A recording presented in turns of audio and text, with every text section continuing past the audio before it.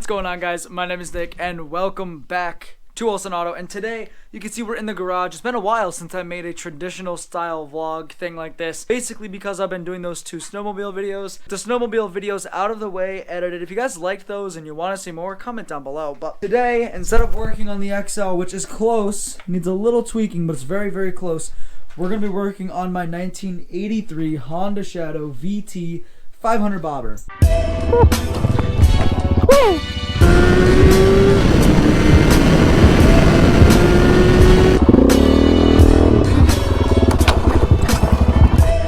Damn it.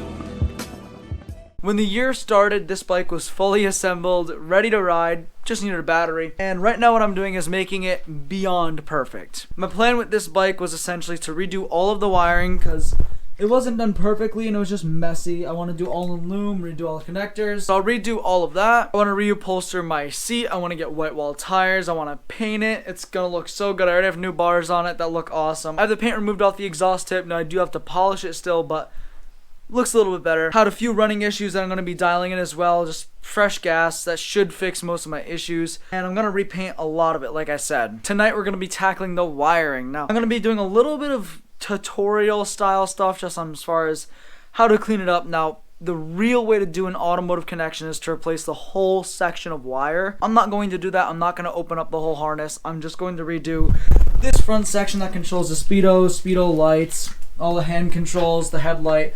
Basically, just going to be redoing all these connections, making sure they're solid and perfect, because I want to make sure it's solid. I want it to look really clean. I got to make sure I have some loom in this garage somewhere. So I'm going to be doing just a few little things, teaching you guys how to do certain connections, how to make it look clean, how to make it look really good, and hopefully the wires will all be done. Now, I won't be able to test them because I'm hopefully getting a new headlight soon. That one's cracked and it just wasn't perfect. It was a cheap eBay light. So I want to do a new headlight. Probably going to run the same blinkers I ran last time I built this bike. And then of course I still have to put new grips on these bars. I got to do the throttle tube and all the hand controls. But let's get in it. Let's start time-lapsing and I'll show you guys a few little tricks that I have for connections and what tools you really need. So yeah, before the time lapse, let me show you guys what I'll be using. I'll probably be using different zip ties. I have black ones in my Prelude that I have to go grab real quick.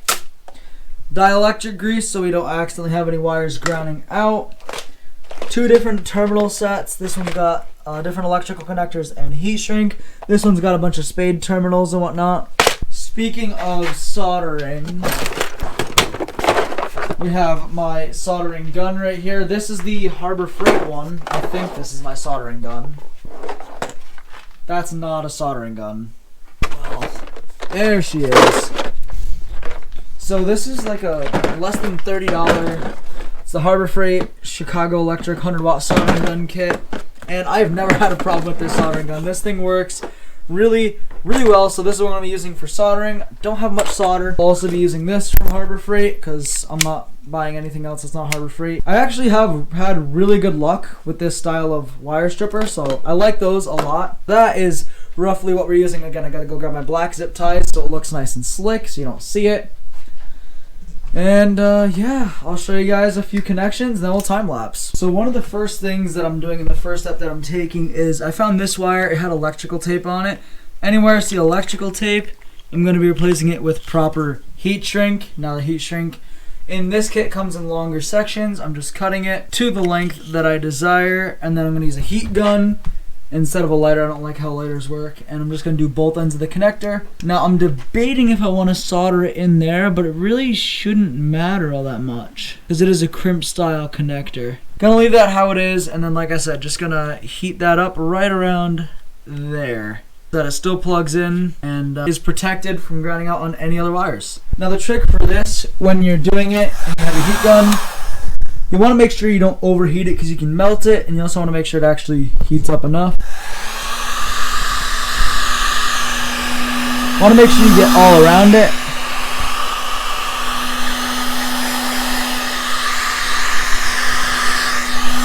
You really do want to be pretty gentle with it. I'm going to go over it again, of course, just because it's a little loose, but it will stay on for sure. You just don't want to melt the heat shrink because then it's a pain to get it off. But that looks a lot better than electrical tape, for sure.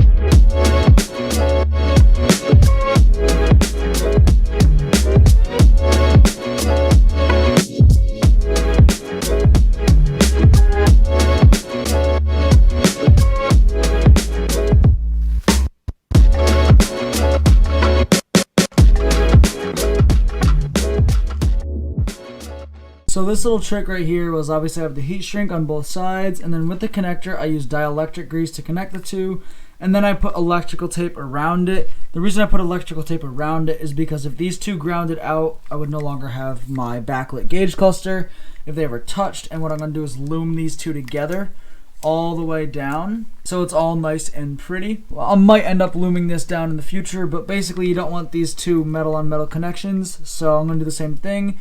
This is pretty much the best use for electrical tape to block other connectors from grounding out. So we're going to do the same on this side. Throw down some electrical tape. Now the trick with electrical tape, so you have to pull it really tight, otherwise it doesn't stick to anything. It's like the most unsticky tape ever. And then a trick when you can't get it to stick on the end, or if you can't pull it tight because you're scared you're going to rip the wire like I always am, a trick is to apply a little bit of heat. It'll make the end curl over, and then you wrap it down while it's cooling off, and it should stick pretty well just like that one did. I'll show you guys that process real quick. So this is what the first one looks like, and now I'm going to show you guys how to actually do the second one.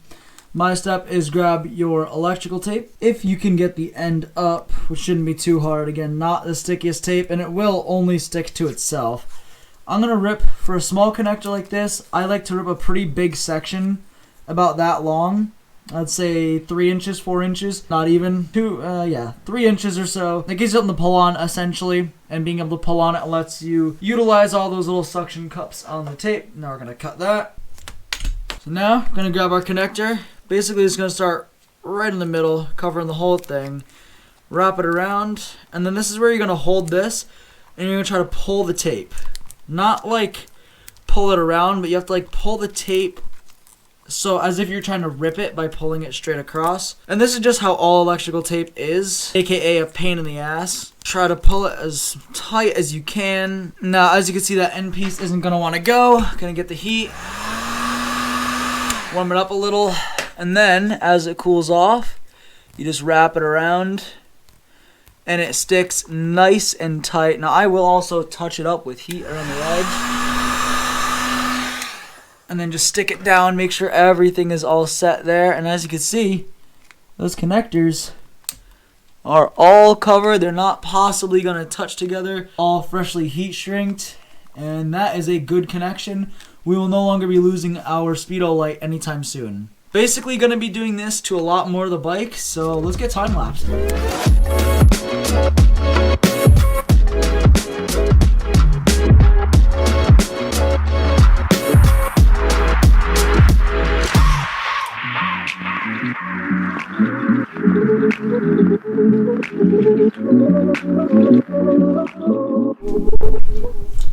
Okay, so this is where I need your guys' advice.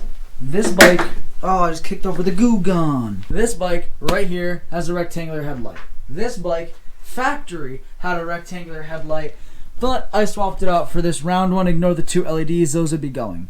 Do I keep a round headlight, or do I embrace my 80s culture and throw a rectangle headlight back on this bike? Let me see if I can find my spare rectangle light. I'll try to rig it up with some zip ties, because I'm kind of debating I could make this a really cool 80s looking bike with a square headlight. And I'm going to try to find my spare right here. Obviously not the best condition light, but you guys will get the idea. I do have the factory one. Maybe I should rock the square headlight. So this is somewhat what it would look like with the square headlight. And to be honest, I mean, obviously color would change. I'm going to have a chrome front fender, white wall tires. I'm not exposing the color yet. I don't know if I've mentioned it yet. One or two of you know the color, but that's going to be a surprise. And the seat sits a little lower. I'd like to get the seat even lower, but How do we like the square headlight? I need you guys to comment right now. Do we go square headlight or picture on screen now of what it used to look like round headlight? I think the round headlight is more clean, but I think it'd be kind of cool to make my own custom headlight bracket and embrace the square. Basically, make this but smaller, like a shield around the headlight. Would hide all my wires, would give me a little area to put my gauge cluster, just like the XL is set up here, but on this bike. Do we like it? Is that something we're gonna do? Oh, I almost like it. My only concern is it wouldn't look as custom as it could.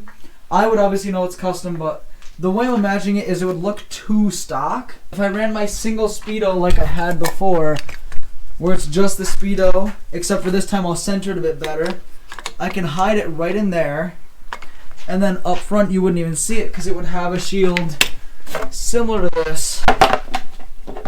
Almost like a Harley Sportster type setup. Ooh, I kind of like that. Is that the move? Is the square headlight the move, guys? Comment down below.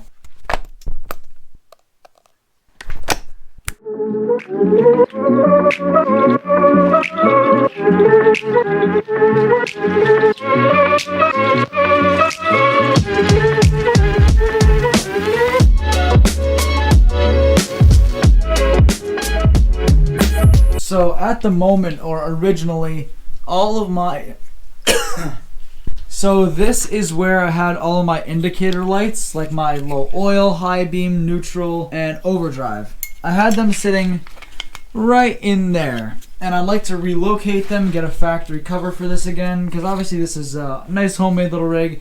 Works out pretty good, but I want to clean it up and make it look factory there, and then hide these maybe in my Speedo somehow. Not sure yet, but essentially I just disconnected all of those. I think one of them was already unplugged, so that's funny. And I'm just going to go through, redo all these connections. And so far, this is what we're looking at. All of those connections have been redone and covered. Those have been redone and covered. Rebuilt this harness in case I decide to use it again. Did a bunch of the connections up here and used dielectric grease. So now, I'm going to go at this mess. So, the current state that I'm at right now is I was looking at my Speedo while I was cleaning up the wiring.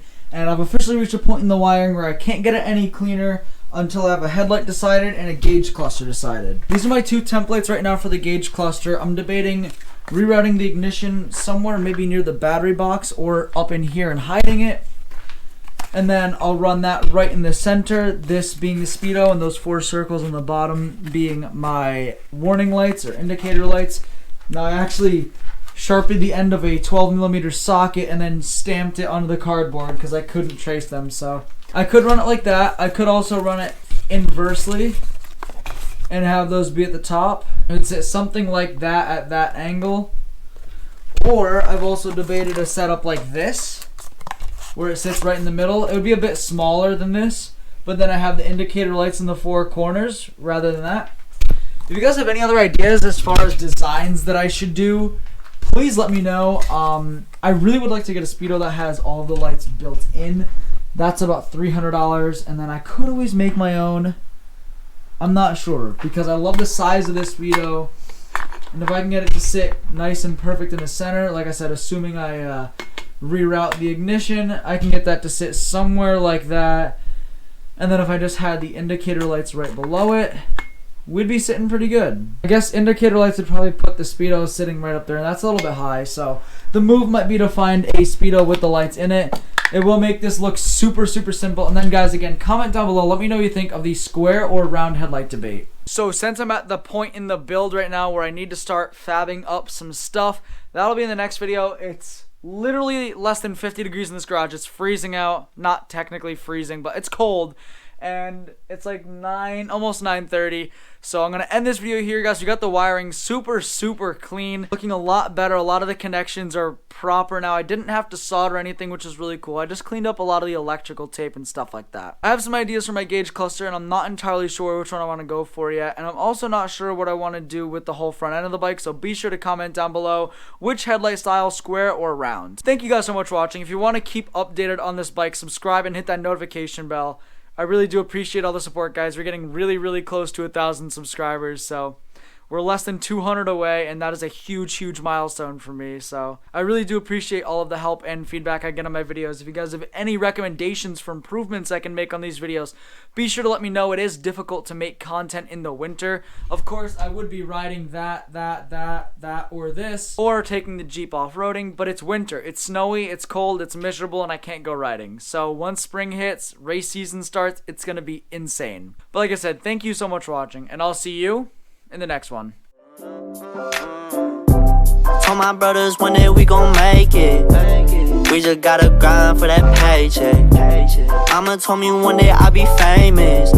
Remember when she used to say she hate this. Back then they would laugh when I say shit. Now I'm inside all them people's playlists. So one day I'll be stomping.